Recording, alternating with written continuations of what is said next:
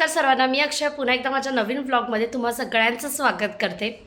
तर आता मी बाहेर निघालेले आहे आर्विकला घेऊन।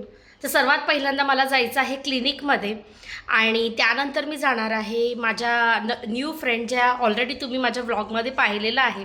तर मी कोणाला भेटणार आहे आणि कोणाकडे जाणार आहे हे सर्व मी आज तुमच्याशी शेअर करणार आहे माझ्या आजच्या व्लॉगमध्ये। आता मी निघते, पण त्याआधी मी जाणार आहे क्लिनिकला। तर क्लिनिकला माझं थोडंसं काम आहे, ते करून मग मी त्यांच्या घरी जाणार आहे त्यांना भेटायला। तर आज मी त्यांच्यासाठी आहे ना थोडंसं खाऊन येणार आहे। तर इथे मी हा काही स्नॅक्स घेतलेला आहे, तर तो घेऊन जाणार आहे। तर मग आता निघाल्यावरती बोलते तुमच्याशी। तर मी निघालेली आहे आणि पहिल्यांदा मी जाते क्लिनिकमध्ये। तर काल थोडंसं ना मला विकनेस जाणवत होता, त्याच्यामुळे मग मी क्लिनिकला गेले होते। आणि मग क्लिनिकमध्ये ना आपल्या बेसिक काही टेस्ट होतात, जर डॉक्टर्स कधी सांगतात ही टेस्ट करा वगैरे, तसं मला आहे ना नॉर्मल आपल्या ज्या बेसिक हिमोग्लोबिन CBC वगैरेच्या टेस्ट होता ना त्या सांगितलं होतं। तर आज मी आत्ता मला ब्लड टेस्टसाठी बोलवलं आहे। तर मी आता क्लिनिकला जाते, पहिला ब्लड टेस्ट करण्यासाठी देते। खूप ऊन आहे आजसुद्धा पावसाची शक्यता सांगितली होती, पण काहीच चिन्ह दिसले नाहीत। गरम खूप होतं आहे, स्टार्ट झालेली आहे गरमी आणि तुम्हाला कळतच असेल की किती ऊन आहे। आणि तुम्ही त्यांना ना माझ्या हळदी कुंकवाच्या व्लॉगमध्ये पाहिलं असेल, तर तेव्हासुद्धा मी सांगितलं होतं, पण त्या तेव्हा ना घाईमध्ये आल्या होत्या, कारण त्यांची मेडिकल होती, त्याच्यामुळे त्या लवकर गेल्या होत्या। तर त्या जेव्हा इथे राहायला आल्या ना, मग त्यांनी माझे व्लॉग्स बघून मला इंस्टाग्रामवरती मेसेज केलं होता। अशी आमची फक्त आहे ना मेसेजवरती ओळख होती। मग मी पहिल्यांदा त्यांना हळदी कुंकवाला माझ्या घरी बोलवलं, जेणेकरून आम्ही फेस टू फेस भेटू आणि मग आमची ओळख झाली। तर त्यानंतर आहे ना बऱ्याचदा भेटण्याचं आमचं ठरत होतं, पण आहे ना नेहमीच काही ना काय चालूच असतं आपलं। त्यासुद्धा गडबडीत होत्या, कारण त्या जस्ट रिसेंटली शिफ्ट झाल्या होत्या इथे, त्यांचं शिफ्टिंग सर्व चालू होतं आणि त्यानंतर माझं त्याच्यामुळे मग ना आता मी आज भेटणार आहोत फायनली। तर मी आज त्यांच्या घरी जाणार आहे पहिल्यांदा। त्या म्हणाल्या पहिला तू घरी ये, मग आपण कुठेतरी बाहेर जाऊ। तर असं तर आता मी पहिल्यांदा जाते क्लिनिकला आणि मग त्यांच्याकडे जाणार आहे। तर ते सर्व मी तुमच्याशी आज शेअर करणार आहे। ऑलरेडी मी इकडच्या क्लिनिकवरती डिटेल ब्लॉग केलेला आहे, त्यामुळे आज खूप जास्त शूट केलं नाही आहे। मी काल येऊन गेलेली आहे, त्याच्यामुळे डिरेक्टली आज फक्त ब्लड सॅम्पल मला द्यायचं आहे, त्याच्यामुळे लगेच नाही, तर अदरवाईज ना थोडासा वेळ लागतो। तर आता इथे ना कसं सिस्टम आहे, आता मी ब्लड टेस्टला आली की इथे बेल द्यायची आणि मग त्याच्यानंतर त्यांना इन्फॉर्म होणार की कोणतरी आलेलं आहे ब्लड टेस्टसाठी। तर मग मी आतमध्ये जाईन या रूममध्ये।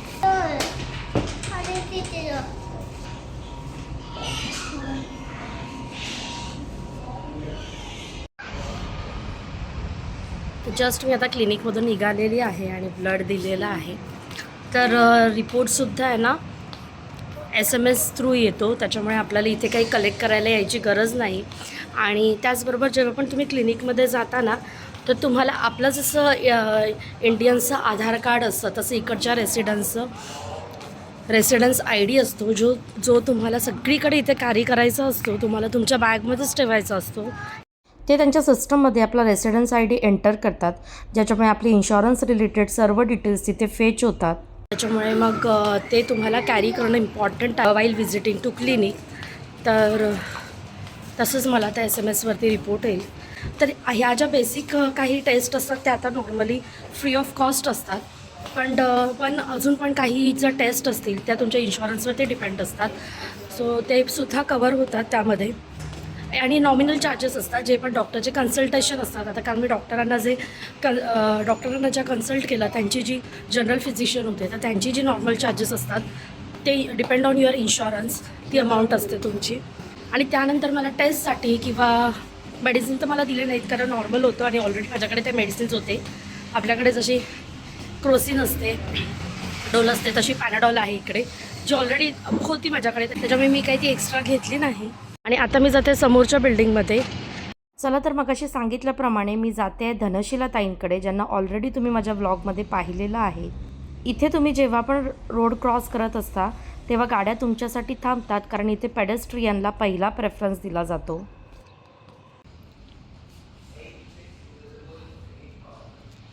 तर त्या जिथे राहतात ते हॉटेल अपार्टमेंट आहे ना, त्याच्यामुळे मग ही बिल्डिंग आमच्यासारखी बाहेरून दिसेल तुम्हाला, पण त्यामध्ये पण आहे ना काही बिल्डिंग्स हॉटेल अपार्टमेंट आहेत।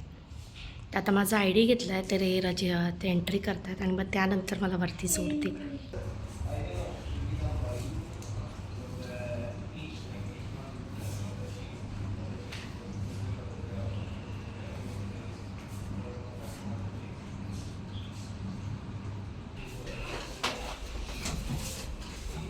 Which floor? 6.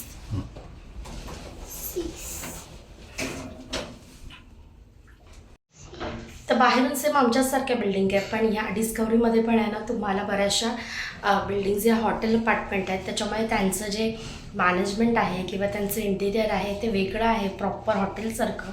मला आता जायचं आहे त्यांच्या घरी, तर मी जाते आणि मग आतमध्ये गेल्यावरती मी बोलते तुमच्याशी. तर मी आलेली आहे धनशिला ताईंकडे आणि यांना तुम्ही माझ्या हळदी कुंकवाच्या ब्लॉगमध्ये पाहिलंच असेल मी सांगितल्याप्रमाणे. आणि हे आहे त्यांचं घर, खूप मस्त आहे. काही सामान हॉटेलचं तर बाकी सर्व ताईंचं आहे. घरामध्ये खूप ट्रॉफीज आणि खूप डेकोरेटिव्ह आयटम्स तुम्हाला बघायला मिळतील, कारण त्या बऱ्याच वर्षापासून UAEमध्ये राहत आहेत. त्या आहे ना आधी कतारला होत्या राहायला 18 वर्ष आणि आता रिसेंटलीच त्या इथे शिफ्ट झालेल्या आहेत. आणि मग इथे आल्यावरती आमची ओळख झाली आणि माझ्या आईसारखी एक मैत्रीण मला इथे भेटली आहे ना, त्याचा मला खूप आनंद होतो. आणि बरेच दिवस भेटायचं चालू होतं, पण फायनली आज आम्ही भेटलेलो आहोत आणि मस्त गप्पा मारतोय. आणि त्यांनी मस्त असं आहे ना मिल्कशेक बनवलेलं आहे मँगोचं, तर ते मी एन्जॉय करते. मी इथून आम्ही आता खाली जाऊ नंतर थोड्याच वेळात. सगळ्या मैत्रिणी माझ्या वयाच्याच आहेत, छोट्या मोठ्या, पण ही एक माझी वेगळी मैत्रीण आहे की आई असल्याचा भास होतो इकडे, त्याच्यामुळे. आणि जेव्हा पण आजी येणार आहे आणि जेव्हा पण आहे ना अशी एक मैत्रीण भेटते ना त्यावेळी आहे ना आपल्या देशापासून आपण लांब असतो, त्यावेळी मग आई असल्याचा एक फील येतो. आणि मला त्यांना भेटल्यानंतर आहे ना तेच वाटतं नेहमी. आणि आम्ही नेहमी अधूनमधून किती पण बिझी असलो तरी फोनवरती गप्पा तर होतातच. आणि मग छान वाटतं थोडंसं गप्पा झाल्यावरती. आणि आज भेटल्यावरती तर खरंच खूप छान वाटतंय. तर आता आम्ही मस्त गप्पा मारतो आणि मग थोड्या वेळानं भेटते तुम्हाला. आणि हा आहे त्यांच्या बाल्कनीतला व्ह्यू.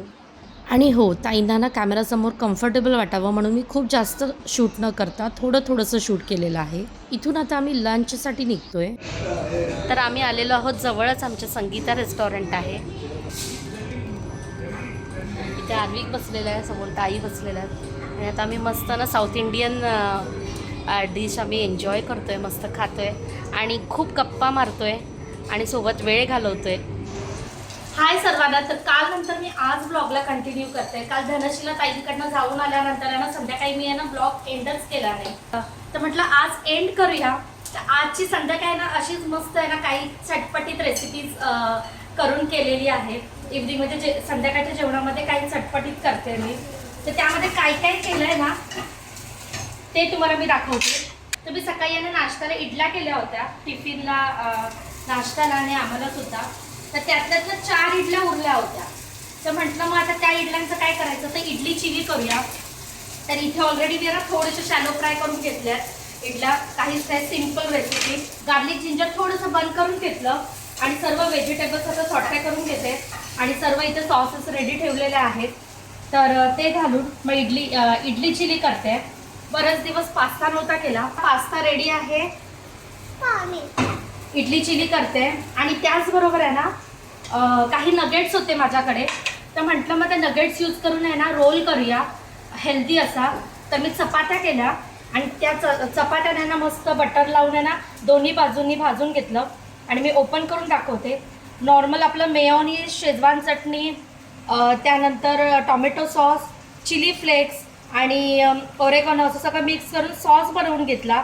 आणि त्याच्यामध्ये हे नगेट्स आहेत ना फ्राय केलेले ते पीसेस करून टाकले आहेत. आणि जे सर्व व्हेजिटेबल्स असतात ना, सिमला मिरची, कॅबेज, गाजर, हे सर्व ना थोडेसे सॉटे करून घेतले पॅनवरती आधी. आणि मस्त हेल्दी असा ना चपातीमध्ये आपल्या रोल केलेला आहे. चिकन रोल म्हणू शकता, नगेट्स रोल म्हणू शकता. आणि आर्विक इथे ऑलरेडी ना पास्ता खातोय, त्याच्यासाठी मी लेस स्पायसी बनवून त्याला दिलेला आहे. कसं आहे?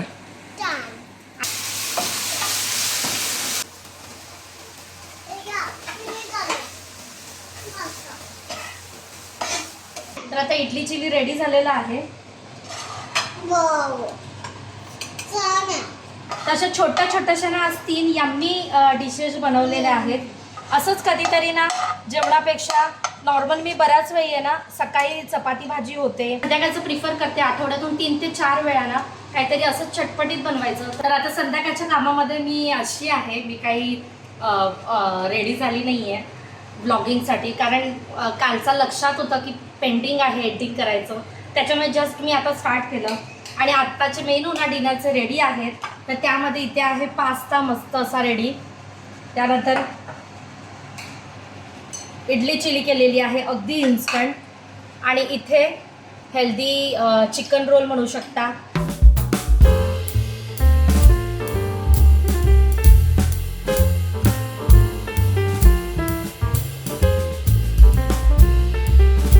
तसे रेडी आहेत आणि आता मस्त आम्ही ना आता डिनर एन्जॉय करतोय.